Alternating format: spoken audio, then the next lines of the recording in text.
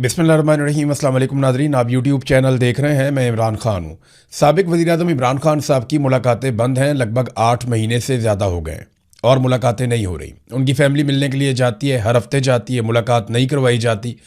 वो बार बार कोशिश करते हैं इमरान खान से मिलने की, लेकिन मुलाकात हो नहीं पा रही। अब ये मामला अदालत में गए और एक मरतबा नहीं, कई मरतबा गए, बार बार अदालतों में गए, लगभग सैकड़ों मरतबा अदालत में गए पाकिस्तान तहरीक-ए-इंसाफ के लोग और इमरान खान साहब की फैमिली, उनके वकला और बहुत सारे लोग अदालतों में जाते रहे, लेकिन इसके बावजूद इमरान खान साहब से मुलाकातें नहीं खोली गई। अब हाई कोर्ट ने एक ऑर्डर दे दिया था, लार्जर बेंच ने ऑर्डर दिया था, तो सब ये समझ रहे थे कि मुलाकात हो जाएगी, फिर भी इमरान खान साहब की मुलाकात नहीं करवाई गई। ये मामला चला गया सुप्रीम कोर्ट ऑफ पाकिस्तान में। जब ये मामला सुप्रीम कोर्ट ऑफ पाकिस्तान में गया तो सबको लगा कि शायद अब सुप्रीम कोर्ट के अंदर जो है वो जजेस गुस्सा दिखाएंगे या जजेस ये कहेंगे कि ये तो बड़ी सख्त ज्यादती है कि अदालती अहकामात की खिलाफ वर्जी की जा रही है और तौहीन अदालत की जा रही है, तो मुलाकात के लिए हुक्म जारी करेंगे।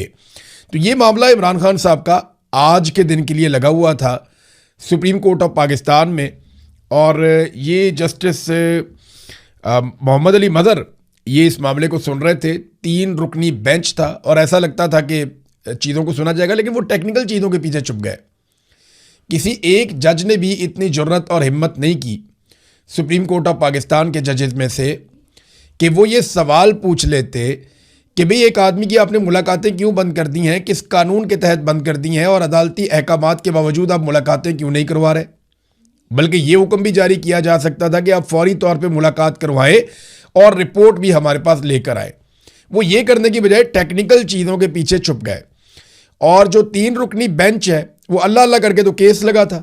सारे इंतजार कर रहे थे कि केस लगेगा, लेकिन एक मरतबा भी नहीं पूछा कि जनाब ये 8 महीने से 7 महीने से आपने जो मुलाकातें बंद की हुई हैं इसकी वजह बता दें कि ये मुलाकातें क्यों बंद की हुई हैं, या कोई रीज़न तो हमारे सामने रखें। 3 हफ्ते का नोटिस दे दिया हुकूमत ने, उनसे कहा जी हमें 4 हफ्ते का नोटिस चाहिए, इन्होंने 3 हफ्ते का नोटिस दे दिया कि जी 3 हफ्ते के बाद दोबारा आए और वजह बताएं कि इमरान खान की मुलाकात उनकी फैमिली से, उनके वकला से, उनके डॉक्टरों से क्यों नहीं करवाई जा रही। आप अंदाज़ा करें कि यह है सुप्रीम कोर्ट ऑफ पाकिस्तान की हालत, जहां पे जजेस बोलने से डरते हैं, जहां पे जजेस सवाल उठाने से डरते हैं। आप अंदाज़ा कीजिए वो सहाफ़ी कितने बहादुर होंगे जो अभी भी सवाल उठा रहे हैं। जहां सुप्रीम कोर्ट के जजेस सवालात उठाने से डर रहे हैं, वहां पे आम लोग सवाल उठाते हैं, फिर उन्हें निशाने इबरत बनाया जाता है, पूरे सिस्टम को यरगमाल बनाया गया है। तो अब 3 हफ्ते का टाइम दे दिया गया, और तीनों जजेस ने, यानी जिसमें जस्टिस मुसर्रत हलाली साहिबा थी, जस्टिस शाहिद बिलाल साहब थे और जस्टिस मोहम्मद अली मज़हर। अब ये तो हीरे हैं बहुत बड़े बड़े ये जजेस, जिनको यही समझ नहीं आई कि एक आदमी की, और पूरे पाकिस्तान में नहीं पूरी दुनिया में ये खबर चल रही है, आलमी सतह पर खबर चल रही है, और 3 हफ्ते का मजीद टाइम देकर इन्होंने भिजवा दिया। पंजाब की हुकूमत ने और वफाकी हुकूमत ने मुलाकातों के खिलाफ बात की है, उन्होंने मुखालफत की है। यानी ये बात आपने सिर्फ रिकॉर्ड पे रखनी है कि पंजाब में मरीम नवाज़ की और नवाज शरीफ की हुकूमत है, वफाक में नवाज शरीफ और शहबाज शरीफ की पीपल्स पार्टी के साथ यानी जरदारी के साथ मिलकर हुकूमत है। और इन दोनों हुकूमतों ने यानी पीपल्स पार्टी और PMLN ने ये मौक़िफ़ इख्तियार किया सुप्रीम कोर्ट ऑफ पाकिस्तान में कि हम मुखालफत करते हैं इस बात की कि इमरान खान साहब की उनकी फैमिली से, वकला से, डॉक्टरों से मुलाकात करवाई जाए। बस ये मैंने सिर्फ रिकॉर्ड पे रखने के लिए कहा है, और मैं अपनी टीम से भी कहूँगा कि ये क्लिप आज की तारीख के साथ काट के रख लें, क्योंकि ये इंसिडेंट हुआ है 20 जुलाई 2026 को। तो कल को कोई ये ना कहे कि जनाब हमारी मुलाकात नहीं हो रही। तो इमरान खान की मुलाकात बड़े लंबे अरसे से नहीं हो रही, और आज मुखालफत की है वफाकी हुकूमत ने और सूबाई हुकूमत ने भी। तो ये सिर्फ रिकॉर्ड पे रखने के लिए है, ताकि कल को जब ये रोएं, पिटें, चीखें मारें, तो इनको ये दिखाया जा सके कि जनाब ये देखिए आपने ये किया था।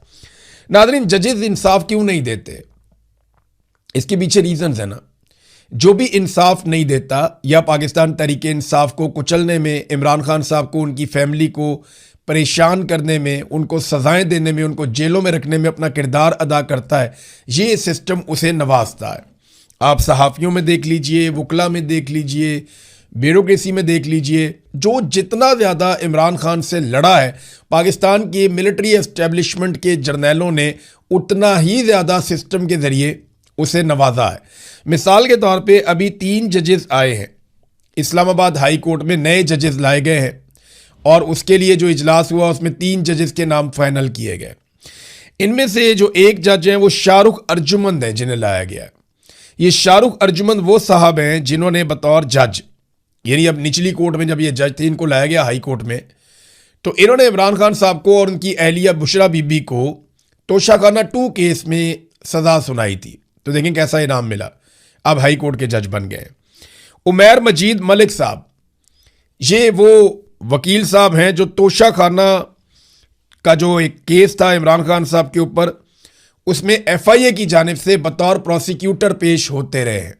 यानी ये भी इमरान खान साहब के खिलाफ मुआवनत कर चुके हैं मौजूदा हुकूमत की और एस्टेब्लिशमेंट की, लिहाजा इन्हें भी नवाजा गया, ये भी बन गए हाई कोर्ट के जज।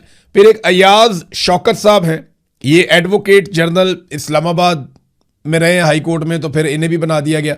तो जो जो इमरान खान के खिलाफ जाएगा या उसके खिलाफ खड़ा होगा उसको ये सिस्टम नवाजता है, क्योंकि आसिम मुनीर साहब को ऐसा लगता है कि उन्हें बहुत बड़े पैमाने पे हिमायत चाहिए, उन्हें सिस्टम के अंदर हर जगह अपने लोग चाहिए और ख़ास तौर पे वो लोग चाहिए जिन्होंने इमरान खान के खिलाफ डिलीवर किया हुआ हो। देखिए ना, जो जो आदमी इमरान खान के खिलाफ इस्तेमाल होगा ना, तो इस रजीम को इस बात का अंदाज़ा हो जाएगा कि क्योंकि ये आदमी इमरान खान के खिलाफ इस्तेमाल हो चुका है, लिहाजा इसको बेहतर जगह पे पहुंचाओ। अब ये भी डरेगा कि इमरान खान आ गया तो पता नहीं मेरा क्या बनेगा, लिहाजा ये बदला लेने में हमारी मदद करेगा और इस सिस्टम को बचाने के लिए पूरा जोर लगाएगा।